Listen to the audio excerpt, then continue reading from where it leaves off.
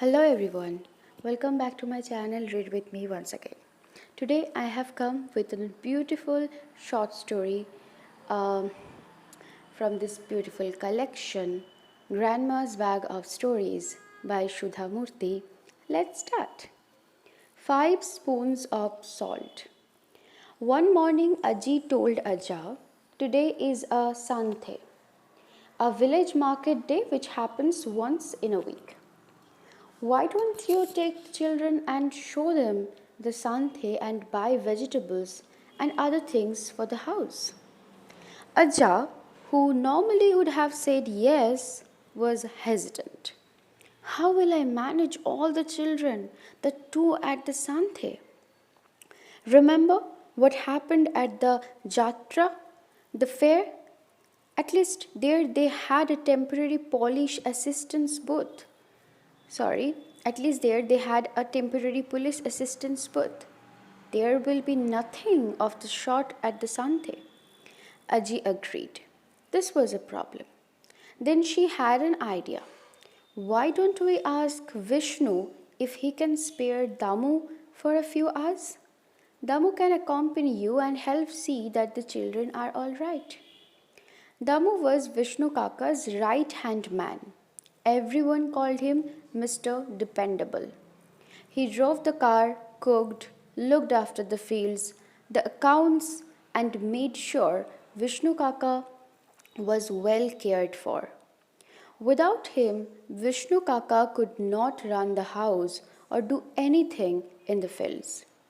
Vishnu Kaka's son lived with his family in Delhi and came only for holidays, so Damu was his real companion. So it was that all 7 children and Damu and Aja were now ready to visit the Santhe. Damu had a plan. The Santhe is only 2 kilometers away. Why don't we walk and let your Aja go in the auto? The children were horrified. Walk for 2 kilometers in the heat? It would be so boring too, added Raghu. But Damu had made up his mind. Walk with me. I will tell you such wonderful stories that you will forget everything, even the heat. The children agreed. Then Meenu had a condition. It has to be a true story, Damu Anna. Damu was unfazed. I will tell you a story about my sister. Do you know how I came to be Mr. Dependable?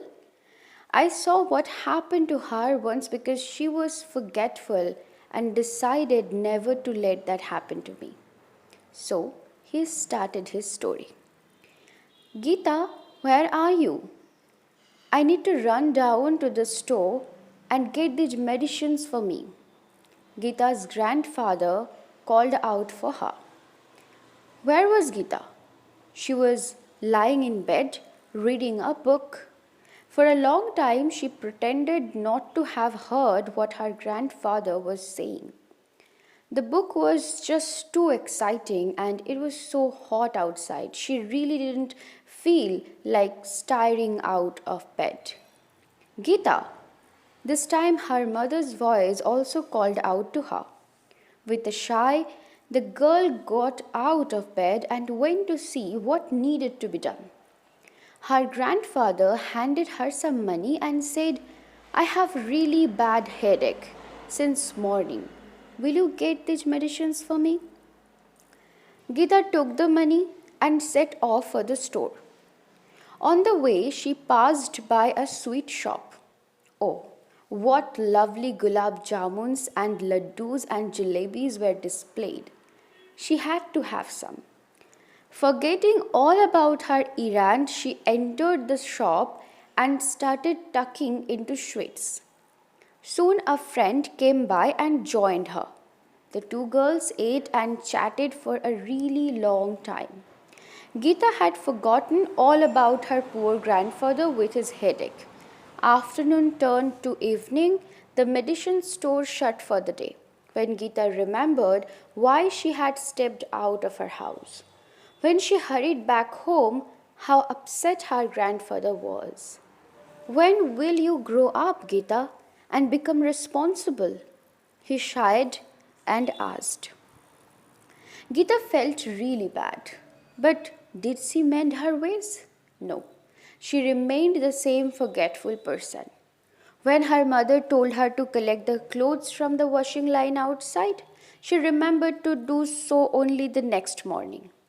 By then, the clothes were soaked through all over again because of the overnight rains. Another day, she had to take her sister's lunch box to the school. On the way, she saw a circus was in town.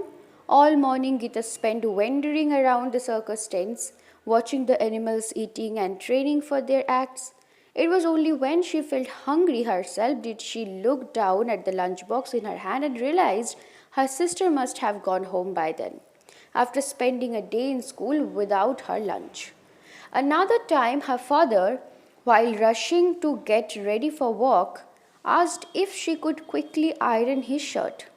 Gita picked up the shirt and placed it on the ironing table next to the window. Just then, the fruit vendor passed by with big, fat, juicy mangoes in his basket. Of course, Gita forgot all about the hot iron sitting on the shirt and got engrossed in choosing the best mangoes to buy. Only when smoke started billowing out and the shirt had burned as crisp as a toast did she look around and see what happened. Her father was very upset indeed that day. Some days after this incident, Gita came home from school and announced that the whole class was being taken for a picnic the next day. The teacher had asked each student to bring one food item from home which would be shared by all the children. Gita had chosen to bring samba.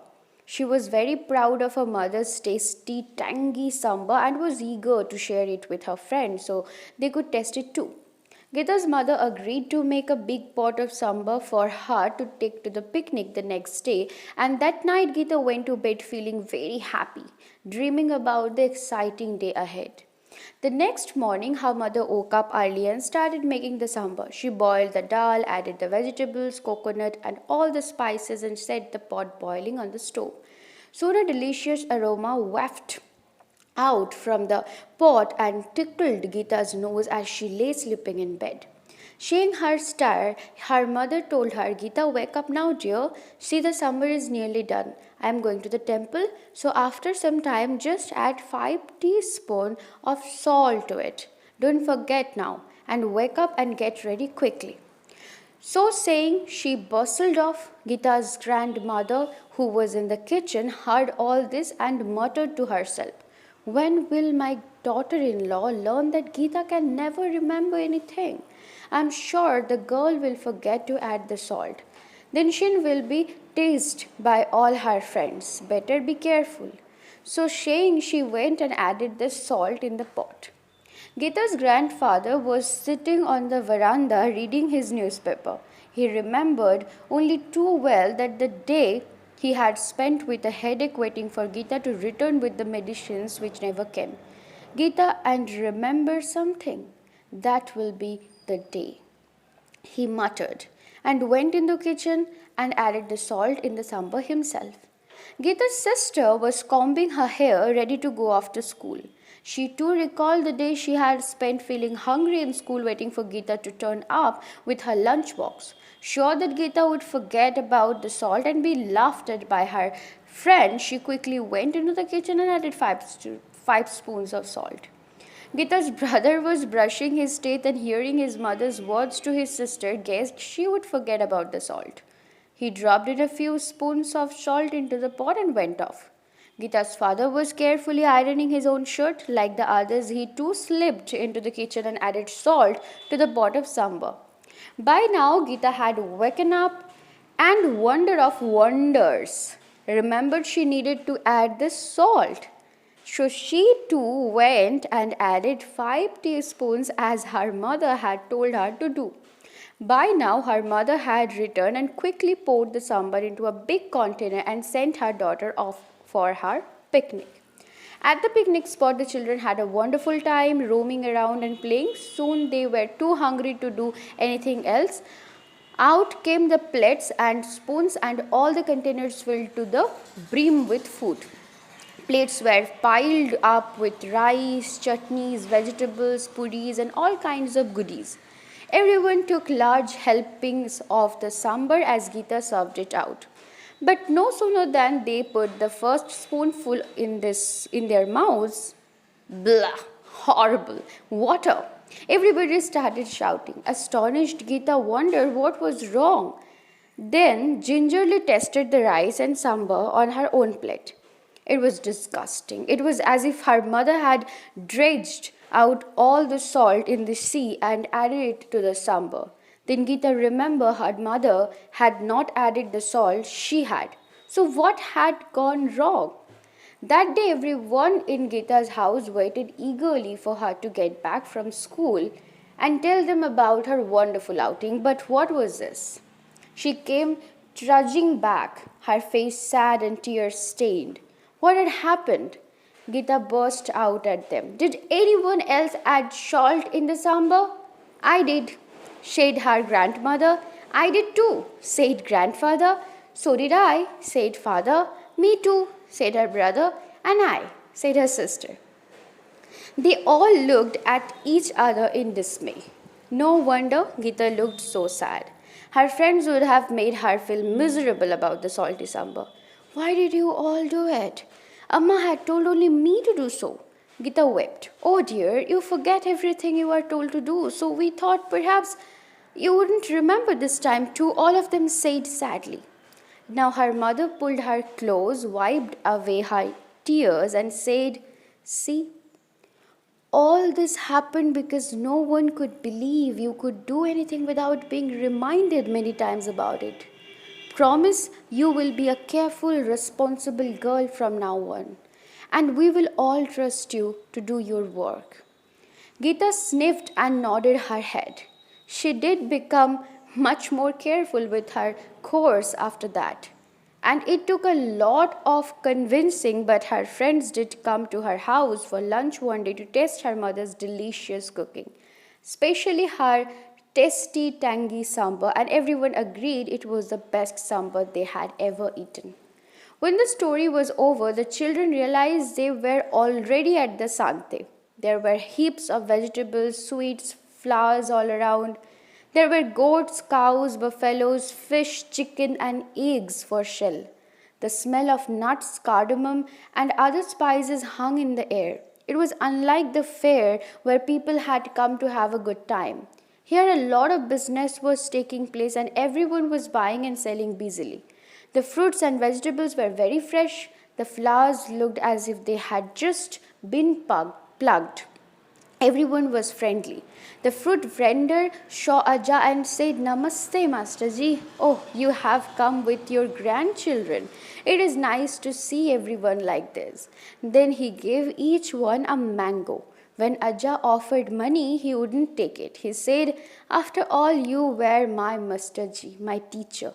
Can't I give 7 mangoes as gifts to your grandchildren? They are from my garden.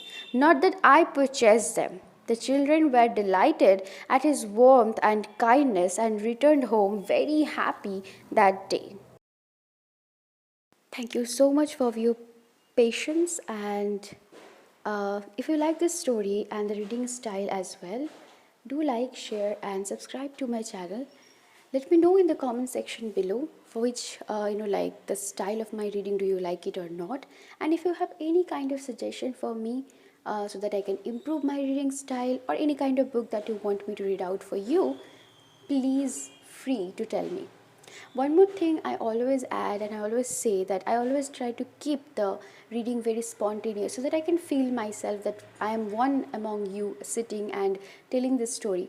So yeah, soon we will be meeting with another short story, and till then, stay happy, stay blessed and positive as well. Smile.